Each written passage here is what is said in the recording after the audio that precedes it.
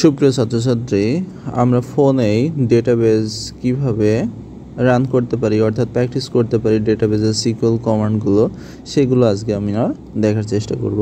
আর এই ডেটাবেজের SQL কমান্ডগুলো run করার জন্য আমরা সাধারণত ফোনে বেশ কিছু অ্যাপস তোমরা পাবে। তার মধ্যে আমি একটা অ্যাপস ব্যবহার করার পরামর্শ তোমাকে দিব এবং আমি নিজেও এই অ্যাপসটা ব্যবহার করে থাকি।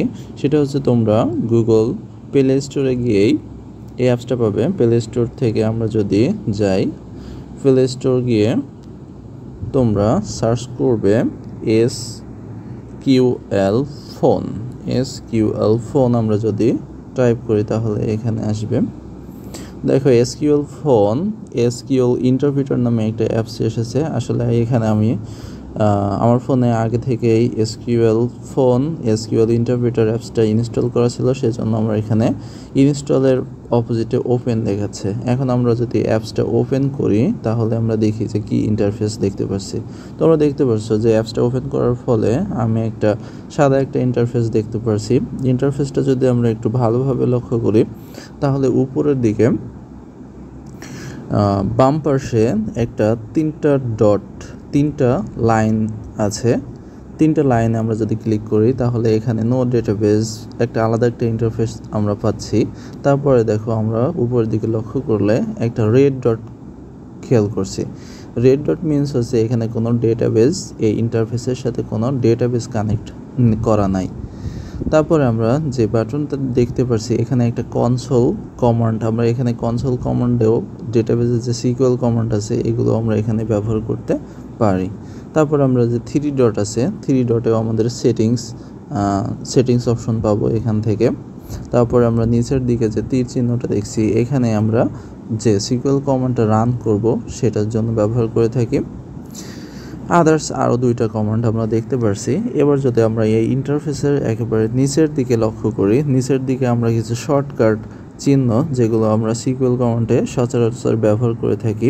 প্রথম যেটা আছে সেটা আমরা সাধারণত ওয়ান স্পেস ডান দিকে সরানোর ক্ষেত্রে ব্যবহার করে থাকি। তারপর কিছু প্যারেনথেসিস আছে, তারপর সেমিকোলন, কমা, স্টার মার্ক, কোটেশন মার্ক, এগুলো আমাদের দেওয়া আছে। এগুলো আমরা প্রয়োজন ভেদে এখান থেকে খুবই শর্টে ব্যবহার করতে পারি। সুতরাং আমরা এই অ্যাপসের মাধ্যমে যদি আমরা একটা ডেটাবেজের সিকিউএল কমান্ড রান করতে চাই, প্রথম আমাদের যে কাজটা করতে হবে সেই কাজটা হচ্ছে এই অ্যাপসে একটা ডেটাবেজ আমাদেরকে ক্রিয়েট করতে হবে এবং সেইটা আমাদের এই ইন্টারফেসে কানেক্ট করতে হবে। সুপ্রিয় ছাত্রছাত্রী, এখন আমরা যদি যেহেতু আমরা এইচএসসি আইসিটি বইয়ে যে সিম্পল কিছু কমান্ড আছে সেগুলো প্র্যাকটিস করব, সেহেতু আমরা কলেজ নামে একটা ডেটাবেজ আমরা এখানে ক্রিয়েট করব। এবং তোমরা আগেই জেনেছো যে ডেটাবেজের মধ্যে থাকে অসংখ্য টেবিল। সুতরাং আমরা এই টেবিল একটা ডেটাবেজের আন্ডারে কিভাবে তৈরি করতে হয় সেটা দেখানোর চেষ্টা করব।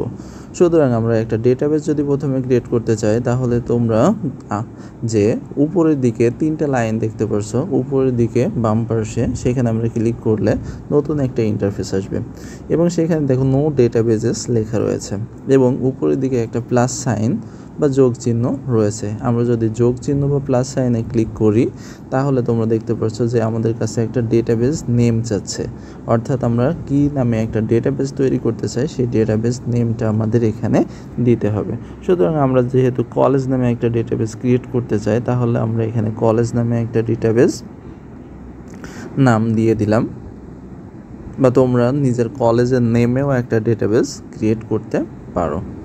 দেখো আমাদের এখানে কিন্তু ডেটাবেজের একটা ডেটাবেজ তৈরি হয়ে গেছে এবং সেটা আমাদের গ্রিন সিগন্যাল হয়ে আছে। এখন আমরা যদি আমাদের মূল ইন্টারফেসে আসি, আমাদের যে রেড ডটটা ছিল সেটা কিন্তু এখন গ্রিন ডট হয়ে গেছে। সুতরাং আমাদের যে ইন্টারফেস আছে সেটা একটা ডেটাবেজের সাথে কানেক্টেড হয়ে গেছে। আবারও তোমাদের যদি আমি দেখানোর চেষ্টা করি তাহলে আমরা এই তিনটা লাইনে যদি ক্লিক করি এবং তিনটা লাইনের ডান পাশে আমাদের দেখো তিনটা ডট আছে, এই ডটে আমরা যদি ক্লিক করি তাহলে দেখো আমাদের ডেটাবেজ ডিলেট এবং ডিসকানেক্ট দুইটা অপশন পাচ্ছি।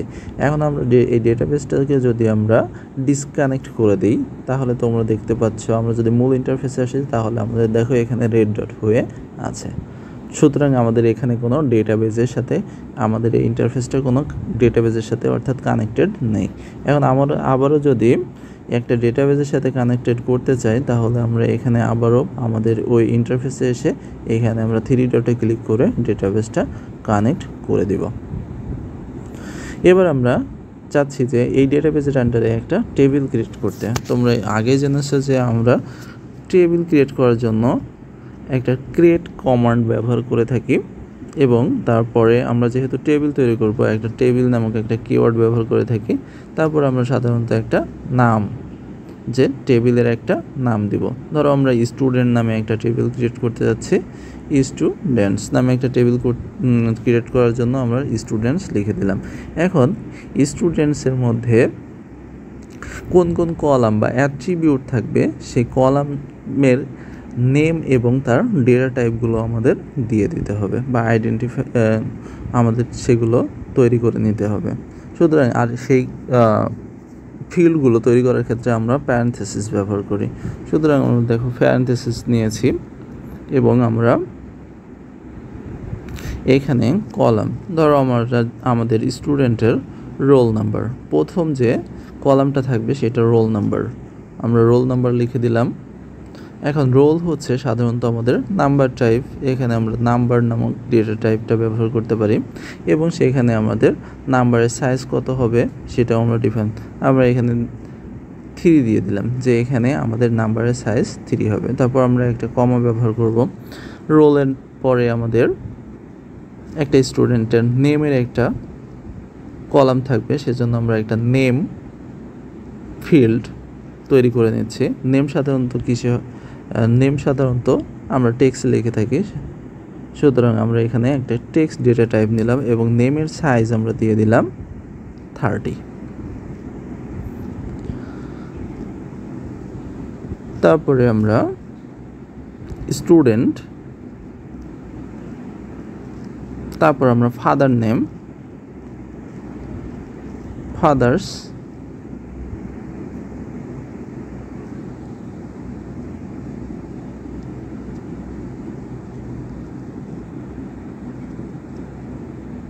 ফাদার্স নেম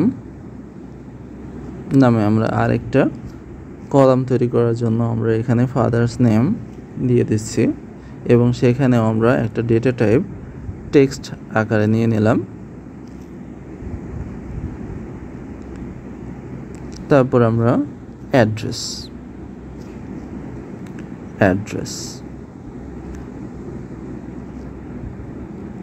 অ্যাড্রেস নামে আমরা আরেকটা কলাম তৈরি করতে চাই, সুতরাং আমরা অ্যাড্রেস নামে আরেকটা কলামের জন্য অ্যাড্রেস দিয়ে দিলাম এবং তার কিওয়ার্ডটা আমরা অর্থাৎ ডেটা টাইপ সিলেক্ট করার জন্য আমরা এখানে টেক্সট দিচ্ছি এবং অ্যাড্রেস আমরা 50 ক্যারেক্টারে দেখতে চাই, সেজন্য আমরা এখানে 50 দিয়ে দিলাম। এখন আমাদের টেবিলের যে কাঠামো সেটা আমাদের তৈরি করা শেষ। এখন আমরা টেবিলটা রান করে নিব, আমাদের ডেটাবেজে এই টেবিলটা তৈরি করে নিব। সুতরাং তৈরি করার জন্য আমরা যে টেবিলের সিনট্যাক্সটা আমরা এখানে লিখেছি সেটা আমরা সিলেক্ট করে তারপর আমরা রান বাটনে ক্লিক করব। দেখতে পাচ্ছ তোমরা রান বাটনে ক্লিক করার ফলে আমাদের নিচে একটা গ্রিন টেক্সট লেখা দেখাচ্ছে স্ক্রিপ্ট এক্সিকিউটেড, অর্থাৎ আমাদের ডেটাবেজে টেবিলটা ক্রিয়েট হয়ে গেছে। এখন আমরা এই টেবিলে ভ্যালু অর্থাৎ আমরা ডেটাগুলো এখানে যে কলামগুলো তৈরি করেছি সেখানে আমরা ভ্যালুগুলো অ্যাড করতে পারি এবং এই ডেটাগুলো বা ভ্যালুগুলো আমরা অ্যাড করার জন্য আমরা জানি যে ইনসার্ট নামক একটা কমান্ড রয়েছে এবং সেই কমান্ডের মাধ্যমে আমরা কি করে থাকি যে ডেটাবেজে যে টেবিলটা রয়েছে সেই টেবিলে ডেটাগুলো ইনসার্ট করে থাকি বা প্রবেশ করিয়ে থাকি। আমরা ইনসার্ট কমান্ড ব্যবহার করলাম, তারপর আমরা ইনটু ব্যবহার করব। ইনটু দেওয়ার পরে আমরা যে টেবিলটাতে আমরা ডেটাটা ইনসার্ট করতে চাই, যেমন এখানে আমাদের একটা স্টুডেন্টস নামে টেবিল তৈরি করা রয়েছে, সেহেতু আমরা স্টুডেন্টস নামে টেবিলটাতে আমরা ডেটাটা ইনসার্ট করতে চাই, তাহলে আমরা এখানে লিখে দেব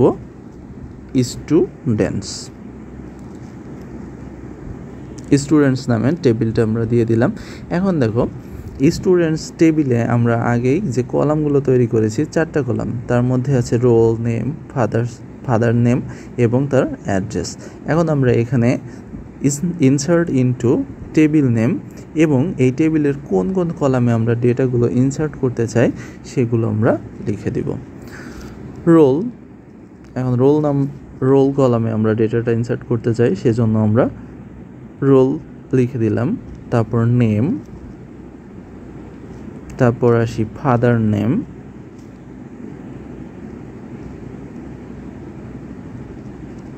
তারপরে কি আছে অ্যাড্রেস।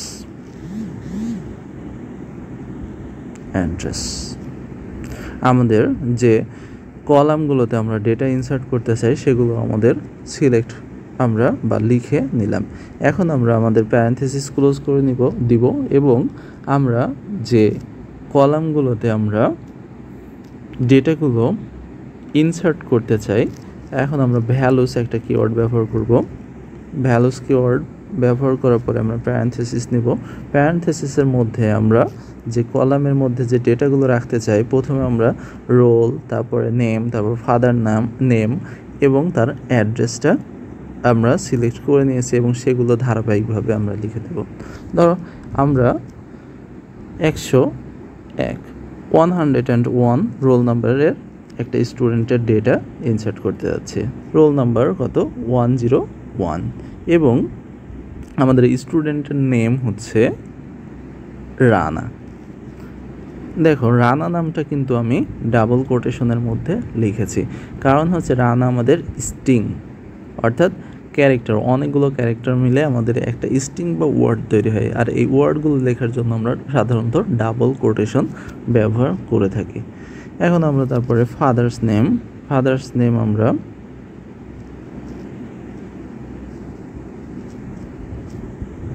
আব্দুল্লাহ দিয়ে দিলাম।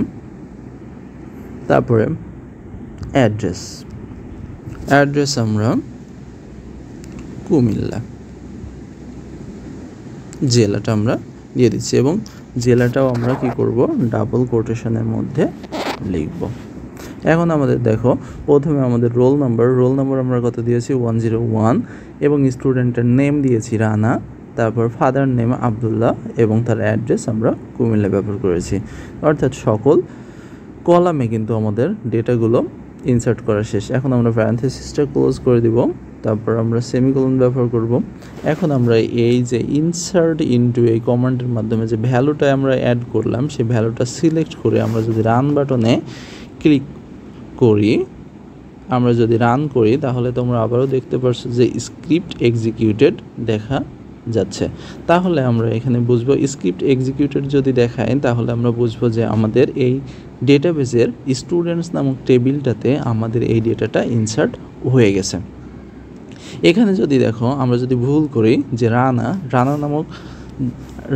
স্টুডেন্ট যে নেমটা আছে এটা যদি আমরা কোনো কোটেশন মার্ক আমরা ব্যবহার না করি, এখন আমরা যদি এইটাকে আমাদের এই ডেটাটা আমরা যদি টেবিলে ইনসার্ট করতে যাই, কোনোভাবে যদি আমি ভুল করি তাহলে আমরা একটু রান করার চেষ্টা করি। রান করলে তোমরা দেখতে পাচ্ছ যে এখানে আমাদের কিছু সিনট্যাক্স ইরর দেখাচ্ছে, অর্থাৎ আমাদের এখানে আমরা আমাদের যে প্রোগ্রামটা লিখেছি সেই প্রোগ্রামে কিছু ভুল রয়েছে, অর্থাৎ রানাতে এখানে আমাদের ডাবল কোটেশন মার্ক হবে।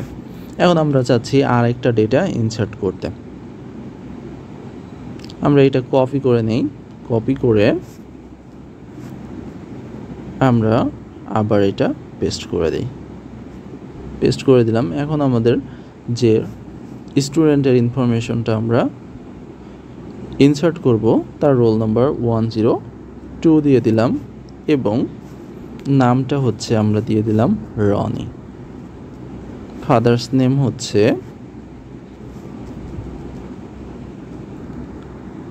হাসান দিয়ে দিলাম এবং তার বাসা কুমিল্লাতে। আমরা আরেকটা ডেটাও আমরা কি করতে যাচ্ছি, আরেকটা রেকর্ডও আমরা ইনসার্ট করতে চাচ্ছি আরেকটা স্টুডেন্টের নামে। তাহলে আমরা এখানে 10 যার রোল নাম্বার থাকবে 103, নাম হবে রজনী এবং ফাদার্স নেম আমরা আবদুল্লাহ রাখছি এবং তার বাসা কুমিল্লাতে বা অ্যাড্রেস তার কুমিল্লাতে। এখন আমরা পরে যে দুইটা রেকর্ড আমরা ইনসার্ট করার জন্য লিখেছি সেগুলো আমরা রান করে আমাদের টেবিলে ইনসার্ট করে নেব। রান বাটনে আমরা যদি প্রেস করি তাহলে তোমরা আবারও দেখতে পাচ্ছ স্ক্রিপ্ট এক্সিকিউটেড দেখাচ্ছে, অর্থাৎ আমাদের টেবিলে আমাদের ডেটাটা ইনসার্ট হয়েছে। এখন আমরা দেখব যে এই টেবিলটা যে টেবিলটা আমরা তৈরি করলাম, এই টেবিলে তিনটা আমরা রেকর্ড অর্থাৎ তিনজন স্টুডেন্টের রেকর্ড 101, 102 এবং 103 রোল নাম্বারের স্টুডেন্টের যে ইনফরমেশনটা আমরা ইনসার্ট করেছি টেবিলে সেটা আমরা দেখতে চাই।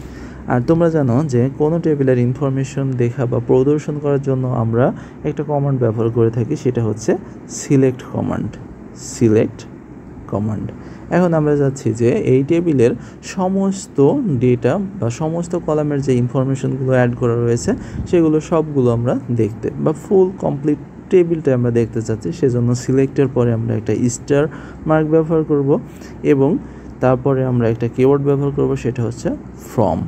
এবং এরপরে আমরা ব্যবহার করব যে টেবিলটা ইনফরমেশন বা যেই টেবিলটা আমরা দেখতে চাই সেই টেবিলটা আমরা এখানে লিখে দেব সিলেক্ট স্টার ফ্রম, তারপরে টেবিল নেম। এখানে আমরা যে টেবিলটা ক্রিয়েট করেছি সেই টেবিলটার নাম হচ্ছে স্টুডেন্টস। এখন আমরা এখানে স্টুডেন্টস লিখে ফেলব, স্টুডেন্টস, এবং তারপরে আমরা সেমিকোলন দিব। এখন আমাদের কমান্ড লেখা শেষ। এখন কমান্ডটাকে আমরা রান করার জন্য এই এক্সপ্রেশনটা আমরা সিলেক্ট করে নিব। আমাদের সিলেক্ট হয়ে গেছে। এখন আমরা যদি রান করি, রান করার পরে তোমরা নিচে দেখতে পাচ্ছ যে আমরা একটা টেবিল দেখতে পাচ্ছি। টেবিলের অ্যাট্রিবিউটগুলো দেখা যাচ্ছে রোল, অর্থাৎ টেবিলের হেডিংগুলো রোল, নেম, ফাদার নেম এবং অ্যাড্রেস। তারপরে দেখো আমরা যে তিনটা আলাদা আলাদা স্টুডেন্টের নাম দিয়ে যে ডেটাটা আমরা এই টেবিলে ইনসার্ট করেছিলাম সেগুলো দেখাচ্ছে। 101 রানা, ফাদার নেম আবদুল্লাহ এবং তার address Comilla. 102 Roni, father name Hasan, তার অ্যাড্রেস কুমিল্লা। এবং লাস্টে আমরা যে ডেটাটা ইনসার্ট করেছিলাম সেই ডেটাটা হচ্ছে 103 নাম রজনী, ফাদার নেম আবদুল্লাহ এবং তার অ্যাড্রেস কুমিল্লা।